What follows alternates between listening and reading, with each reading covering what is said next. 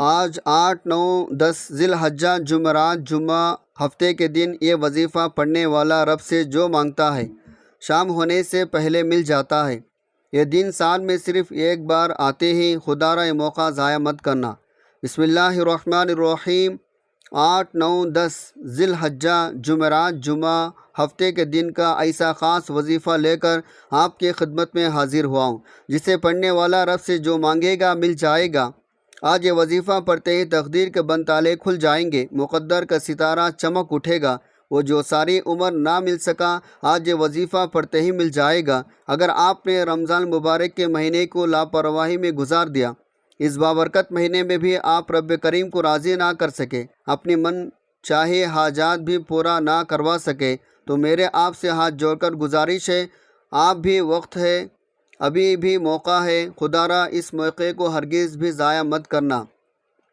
رمضان مبارک کا مہینہ کیسا گزر گیا پتہ بھی نہیں چلا۔ آج ذی الحجہ کے ان خاص قبولیت کی گھڑیوں میں مانگنے والے کو ہر شے مل جاتی ہے۔ کتنا خوش قسمت ہوگا وہ بندہ جو آج یہ وظیفہ پڑھے گا۔ یہ وظیفہ اتنا طاقتور ہے، آج اسے پڑھ کر جو بھی مانگو گے مل جائے گا۔ اس گھر کے تمام افراد اپنے مقصد میں کامیاب ہو جائیں گے، اس گھر میں موجود بچوں کے بہترین رشتے ہو جائیں گے، بے روزگاروں کو روزگار مل جائے گا، بے اولادوں کو نرینہ اولاد مل جائے گا، کاروبار میں ترقی، خوشحالیاں، کامیابی یقینی ہو جائے گی۔ یہ وظیفہ پڑھنے سے آپ کے تمام مسائل کا خاتمہ ہو جائے گا۔ یہ قبولیت کی گھڑیاں ہیں، آج کے دن اس وظیفے کو بتائے گئے طریقے سے پڑھ لینا۔ یہ وظیفہ پڑھنے والا کبھی کسی کا محتاج نہیں رہتا۔ یہ وظیفہ پڑھنے والا رزق اور دولت سے مالا مال ہو جاتا ہے۔ یہ وظیفہ پڑھنے والا جو منہ سے نکلتا ہے، میرا رب اسے قبول فرماتا ہے، میرا رب اسے بہتر نہیں بہترین سے نوازتا ہے۔ آج کا وظیفہ ان والدین کے لیے ہے جو بیٹیوں کے رشتوں کی وجہ سے پریشان ہیں، گھر میں بے سکونی ہے، بے برکتی ہے، پریشانی صرف مال اسباب نہیں ہے۔ آج کا وظیفہ ان بھائیوں کے لیے جو پریشان ہیں، جو گھر میں موجود ہیں، بے روزگاری کی وجہ سے پریشان ہیں، کاروبار بند پڑا ہے، پریشانی ہے، بڑھتی چلی جا رہی ہے، ختم ہونے کا نام نہیں لے رہی۔ آج یہ وظیفہ پڑھنے سے بندہ کاروبار چل پڑے گا، بے اولادوں کو اولاد نصیب ہوگی۔ آج یہ وظیفہ پڑھنے کی دیر ہے، پورے سال کے رزق دولت کا انتظام ہو جائے گا۔ یہ ایسا وظیفہ ہے جو بھی ایک بار پڑھ لے گا پورے سال کے رزق دولت کا انتظام ہو جائے گا۔ آپ کو بتانے جا رہا ہوں، یہ 100% گارنٹی کے ساتھ اثر کرتا ہے۔ یہ وظیفہ ہر کسی کے نصیب میں نہیں آئے گا۔ یہ وظیفہ خوش قسمت انسان ہی پڑھے گا۔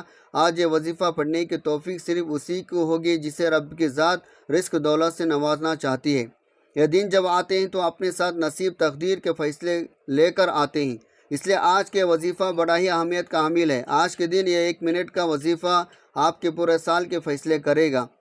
آپ خوشحال رہیں گے، آپ کامیاب رہیں گے، اچھا برا ہر چیز کا فیصلہ آج ہو جائے گا۔ میں نے بھی پورا سال ان دنوں کا بڑی شدت سے انتظار کیا، کیونکہ میں بھی رب کے پیارے حبیب کا امتی ہوں، میں بھی تو رزق دولت چاہتا ہوں، میں بھی دنیا آخرت میں کامیابی چاہتا ہوں۔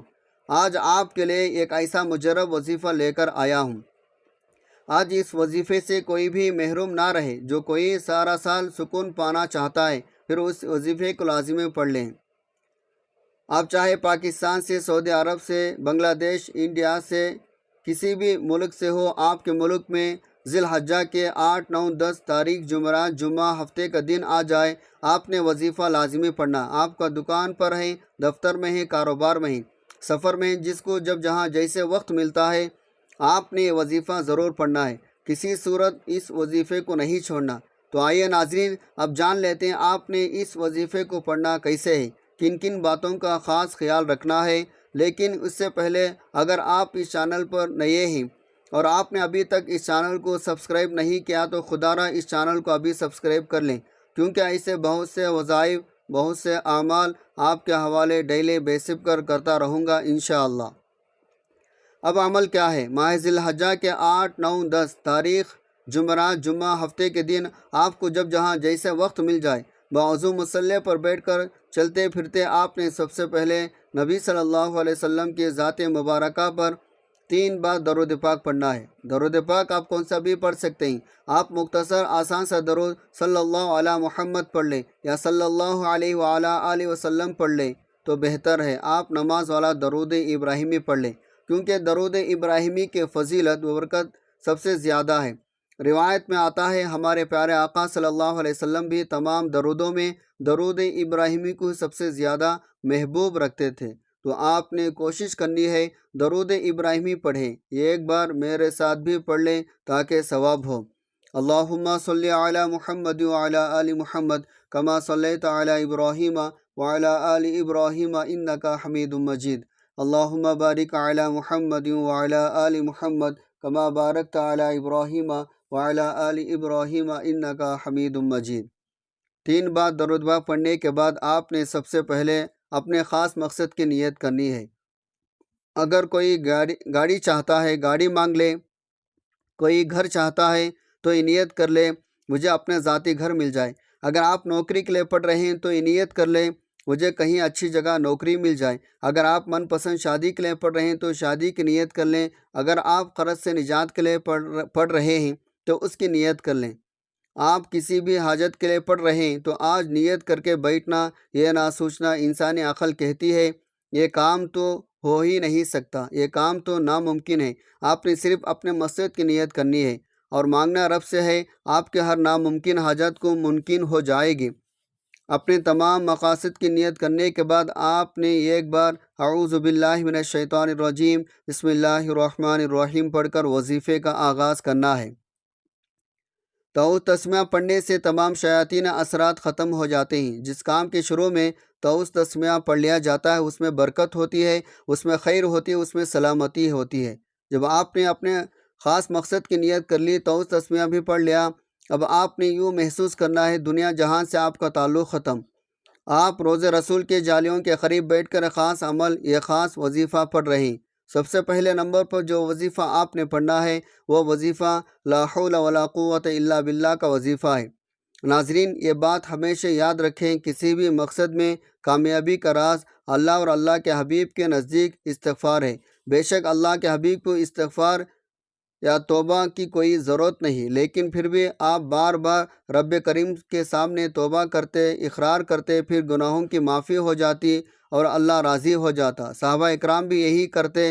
अहले पैगम्बर रसूलों ने बार बार तौबा का ज़िक्र किया। इसीलिए कहते हैं किसी भी कामयाबी का राज तौबा से शुरू होकर तौबा पर ख़त्म होता है। इसलिए आज आपको अपने गुनाहों की माफ़ी करवाने का मौका मिल रहा है। आज ला हौला वला कुव्वता इल्ला बिल्लाह पढ़कर रब करीम को राज़ी कर लेंगे, रब को मना लेंगे। फिर आप रब करीम से जो भी मांगोगे मेरा रब आपके पूरे साल के रिस्क दौलत का इंतज़ाम कर देगा।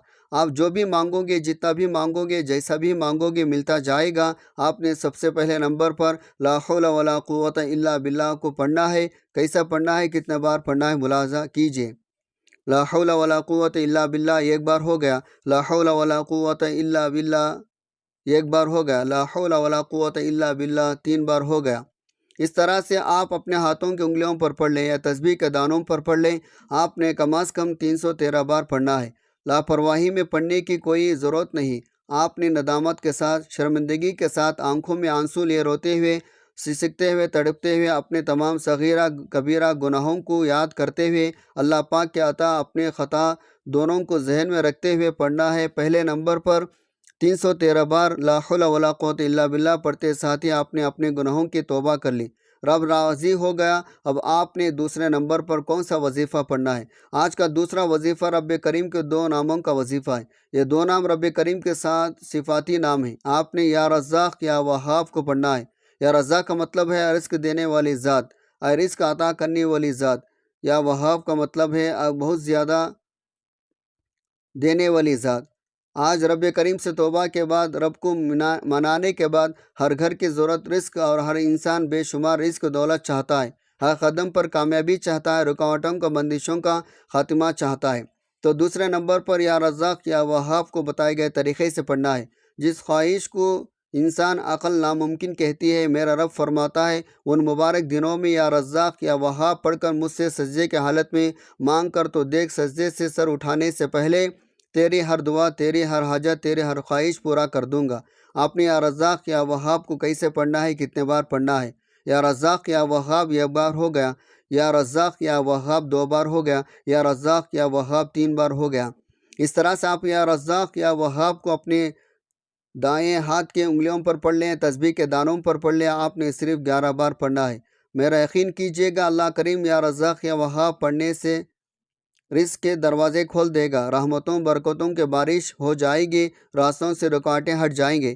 جب آپ دوسرے نمبر پر 11 بار یا رزاق یا وہاب کو بتائے گئے طریقے ترتیب سے پڑھ لیں، اس کے بعد آپ نے آخر میں ایک اور وظیفہ پڑھنا ہے جس کے بغیر یہ عمل مکمل ہو ہی نہیں سکتا۔ آپ نے ہر آخری نمبر پر جس صورت کو پڑھنا ہے، یہ صورت بہت ہی خاص صورت ہے، اس صورت کے کمالات بہت زیادہ ہیں۔ یہ صورت اللہ تعالیٰ کی بہت لاڈلی صورت ہے۔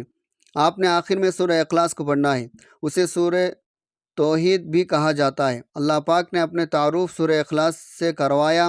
یہ صورت اتنا خاص ہے، جب اس صورت کو صرف ایک بار پڑھا جاتا ہے تو اللہ تعالیٰ قرآن پاک کے 10 پاروں کا ثواب عطا فرماتا ہے۔